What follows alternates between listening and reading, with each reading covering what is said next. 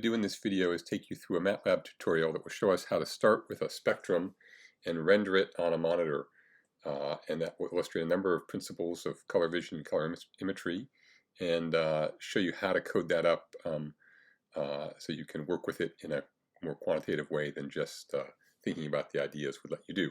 So the code that I'm going to be running is a tutorial, and it's available in a GitHub repository at this URL here. And you can either clone that repository if you know about Git, or just download a copy by going to that URL, and near the top you'll see a green button that says code on it. It has a little download symbol, and will let you download the contents of the repository, and this tutorial will be in there. In addition, to run it, you'll need some support functions on your MATLAB path. Those are the Psychophysics Toolbox, the Psych Toolbox, and the Brainerd Lab Toolbox. You can get the Psych Toolbox from psychtoolbox.org, and you can get the Brainerd Lab Toolbox from its GitHub repository. The URL is given here. It's the same idea as this one in terms of getting it. You need to put both of those onto your MATLAB path in order to run this code. So we'll go to the next section here, just clear everything out, and we're going to load in a calibration file that has a description of the monitor. And how that happens, the details are not particularly of interest here, but we've got some calibration data of an LCD monitor measured in my lab. I'm just going to load that file in and pull out from a cell array the most recent calibration of the set that were made to give us it's actually an object that contains calibration data. And out of that object, we're going to pull out various things that we're interested in. One thing we're going to want to know about is the wavelength sampling on which the spectral calibration data were obtained. And the other thing we're just going to do here at the beginning is that we often measure the light coming off the monitor with 0 settings, and we're just going to declare that to be 0 for here so we don't have to think about it. And that's what's done here, is we're just declaring the ambient light to be 0. Okay, so I'll run that section, and we can look a little bit at what we get. That vector S just tells us that the wavelength sampling starts at 380 nanometers. It's in 4 nanometer increments. There are 101 wavelength samples for each spectrum that was measured. That in fact means that it goes between 380 and 780 nanometers, and the vector wavelength actually is just that list of wavelength sampling wavelengths that the measurements were made around.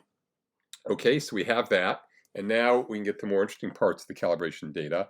The calibration data contains measurements of the 3 primaries that here are labeled phosphors for historic reason, but the 3 primaries of this monitor, and each of those has a spectrum at its maximum intensity, and those spectra are part of the calibration structure, and they're in there in a matrix where each column is the spectrum, one of the spectra. So this is the red, the green, and the blue. And each of these vectors, what you'll find are the power or the radiance of that phosphor when put on alone at its maximum intensity at each of the sample wavelengths, so that this matrix cal process data p device has just got those 3 columns for the red, green, and blue. We'll pull them out into these variables for convenience, and we'll make a little plot of what they look like. So there you see them.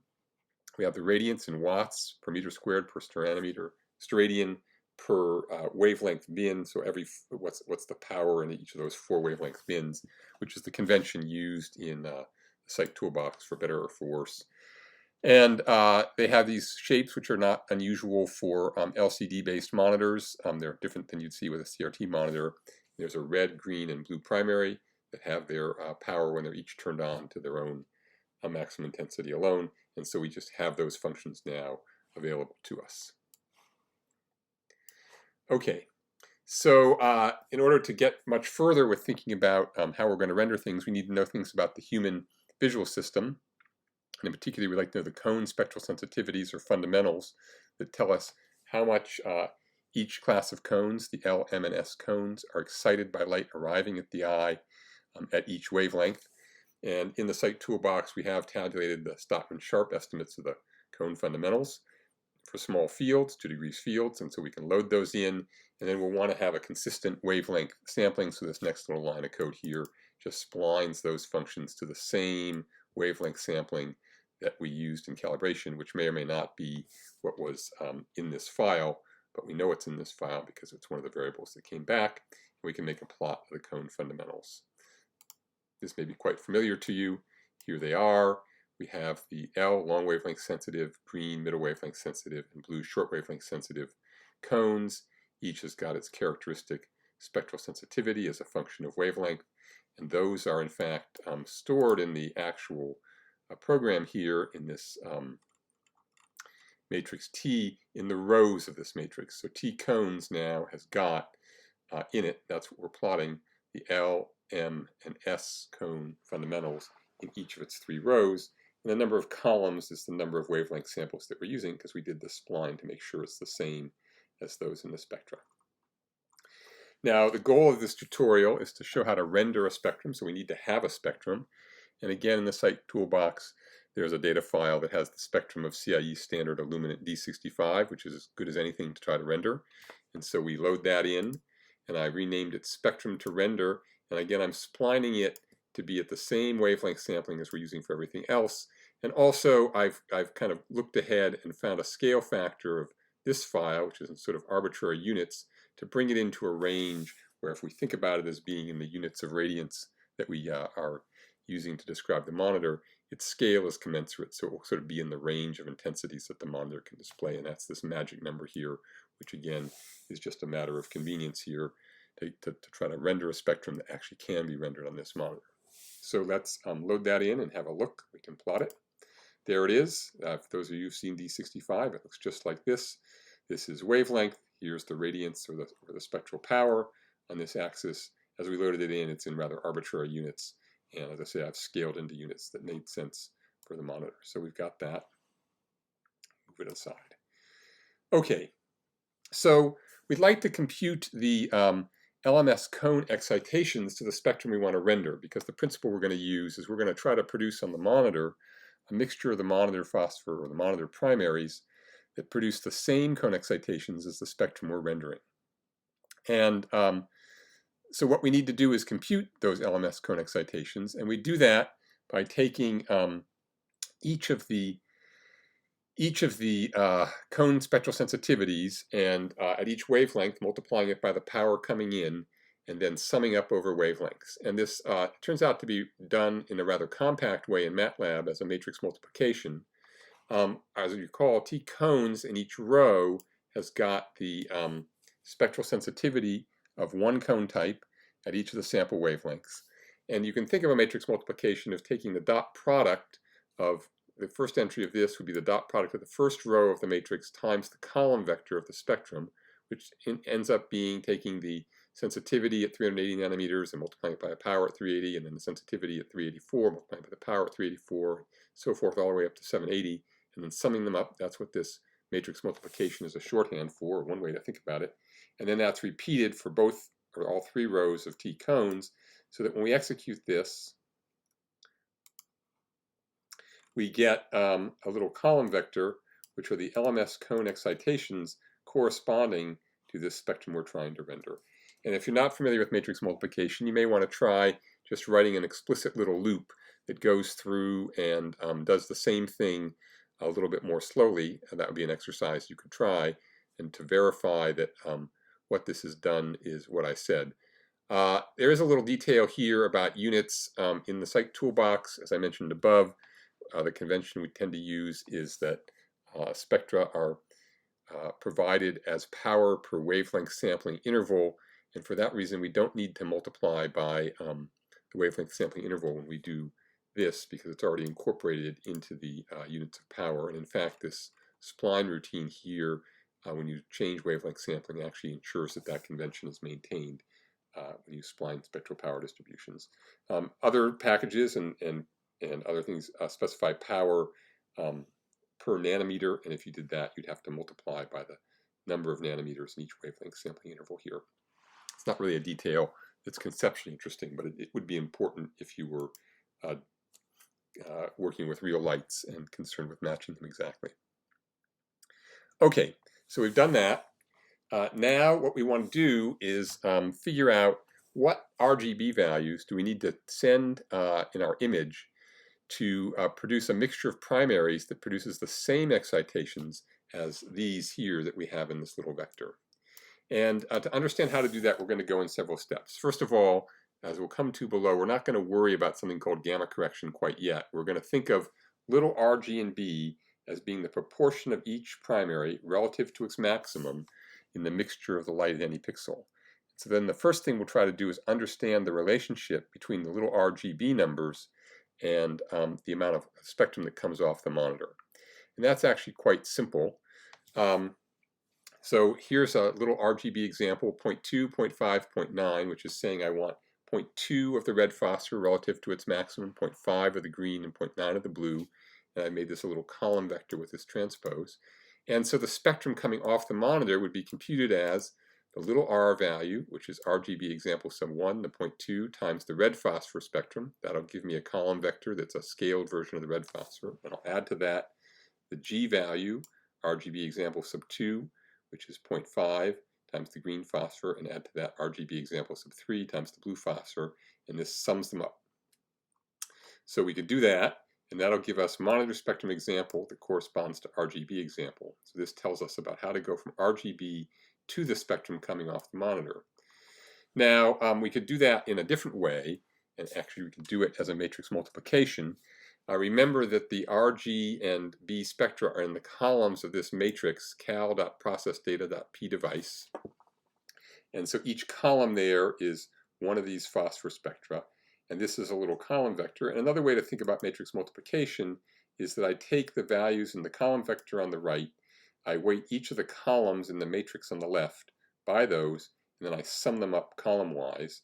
And so that is really the same operation as this, and if you execute this code, you can verify on your own clock that monitor spectrum example check has got exactly the same thing in it as monitor spectrum example, but computed in this more compact way. Then what we would do is we'd like to be able, if we knew the RGB values, like RGB example, to ask what are the cone excitations produced by those as the light comes off the monitor. And we've already gone through, if we know the spectrum, which we computed here and here, we take the two cone matrix times that to get the monitor excitations corresponding to what happens when we put in these little RGB values, the proportions of each primary.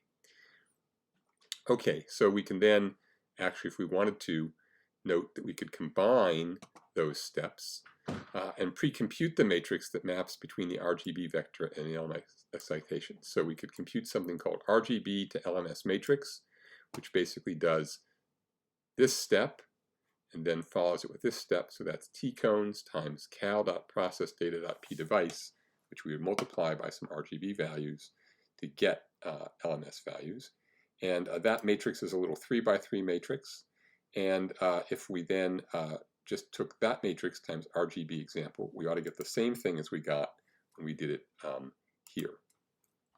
So maybe I'll run this bit of code right down to here and at least verify that these LMS excitations computed in this way and these ones computed with the little 3x3 matrix are the same, which you see they are. And another thing just to note is that this matrix, one way to think of each column of this matrix is these are the LMS excitations, this column to the red phosphor alone, these to the green phosphor alone, and these to the blue phosphor alone, where the L is the first row, the M is the second row, and the S is the third row. Okay, so we've gotten down to here. Now what we really want to do is go the other way. We want to start with the LMS to render, the LMS excitation values that we computed up here that are what we want the RGB values to produce and get the RGB vector that produces it.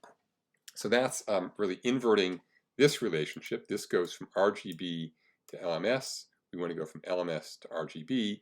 And if we compute the inverse of this matrix, the one we have, and call it LMS to RGB matrix, and then multiply that times the LMS values that you want to render, then we get the little RGB value, the value of proportions that we want. So I will do that. And so that gives us these RGB values, which if things are scaled right, should all be between 0 and 1, and tells us that in order to produce the LMS values corresponding to D65, we want a little r value of 0.7345, a little g of 7722, and a little b of 8226. Now, did that work? Is it right? Well, one way to check is to compute the spectrum that corresponds to these ones, the RGB that render is what I've called it, by multiplying them by the matrix that contains the monitor phosphor spectra and then multiplying that by the cones. And this value here better be the same as the LMS to render value that we're trying to get up there. So I think I ran down to here before. I'll select this code and run this. And now let's check. We have LMS to render.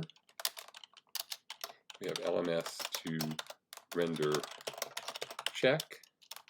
And those, in fact, are the same as each other, so that all worked. So we've now found little RGB values that, when pushed and mixed the monitor spectra, produce the same cone excitations as those produced by D65. So we've actually found the proportions we want. And just for fun, we can add this to the plot that we made of the original light and bring it over here. So here is the spectrum of D65, and here's the mixture of those three monitor primaries, and you can sort of see it's got the characteristic features of the blue, green, and red primaries that produce the same cone excitations, and it's sort of got the right overall scale. It's going up and down around this. Obviously, it's physically different, so this is called a metamer. And these two lights have the feature that they produce the same excitations in the three classes of human cones, and therefore they have to look the same to a human observer, because the information that the eye has, or the cones provide about these spectra, are saying that they're the same, and the physical differences are lost by the transduction of light by the cones. Okay, so that's the spectrum that we want to have come off the monitor, and it's a mixture of the monitor's three primaries, and we know the proportion relative to the max of each primary that we want, those little RGB values. And our one problem is that, as I mentioned above, the relationship between the values we would put into an image to display and the proportion of each primary that comes off is nonlinear. And this is called gamma correction. And so we have to, or dealing with it is called gamma correction. The relation is called the gamma functions. In our monitor calibration file, actually, we've got those gamma functions in there, and the gamma table. Gamma input is the levels that they were measured at, and the gamma table is the values. And so we can make a little plot of that. And this shows they're all in there, but then they're all very similar to each other for the red, green, and blue channels of this monitor. There's the actual value between 0 and 1 that we put into an image that we would display. And there's the, I'll call those capital R, G, and B, because that's what we're going to control when we create an image.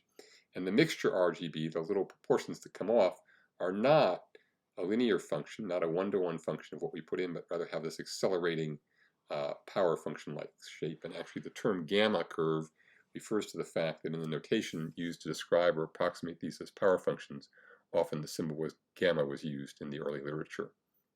So we've computed above what we want here, but we have to put into an image something here, and so we basically have to take this relationship and invert it, and go from some known value here, they'll say the little r we want, and in effect come over and down to find the big value of r we want. That's called gamma correction. Since we have a table of these gamma values, it's not that hard to do. We can actually do it by exhaustive search. At the bottom of this function is a little routine called simple gamma correction, which takes the levels at which the gamma function is specified, which are between 0 and 1, and there are a lot of them in the calibration file because we've splined it. It takes the red gamma curve, and takes the red value that we want, the little RGB sub 1, and it searches through this table to find the value that we can get that's closest to this, and gives us that input value back as big R. And similarly for G and for B. And you can look at this code. It's not very interesting. It just literally goes through exhaustively through the table and finds the closest value to what we want, kicks that back as the value that we get. We can put the R, G, and B values into big RGB that render. These are what should go into an image, make it a little column vector. And then we want to show that image. And all we're doing here is we're going to create a 256 by 256 image that's got in it at each pixel has got these RGB values. That's what this little loop is doing, and then we're going to show it. So I should be able to run and advance to this section. Let's see if that works. And there is a little square that I've showed, which is our rendered color on the monitor of D65. D65 is known to be close to a neutral gray, and this color is pretty close to a neutral gray. So that's quite good, given that we are using a calibration file from some display that's not the one that you or I are looking at this on. But displays tend to be fairly similar, at least these days, and so so it should come out pretty close for you. I actually started this tutorial with a calibration file from about a 25-year-old monitor cathode ray tube display, and the color came out all yellow, and I thought I better change it to a more modern display to match what we see these days when we look at things. So that's the whole idea, and the key concepts are there, and you should be able to go through this step by step and check things and understand how it is we start with a spectrum and end up with RGB values that allow us to render that spectrum for, in this case, a human observer. But for the group interested in rendering images for analyze, the key thing to do would be to first render an image starting with a hyperspectral image this way for a human observer, and then repeat the process and do the rendering for different cone spectral sensitivities. If you drop down to just 2, you probably need to take one of the monitor phosphors out of the picture and just do it with 2, which will require a little thought, but shouldn't be too difficult, and go from there. So I'll stop this recording, and I hope this is helpful.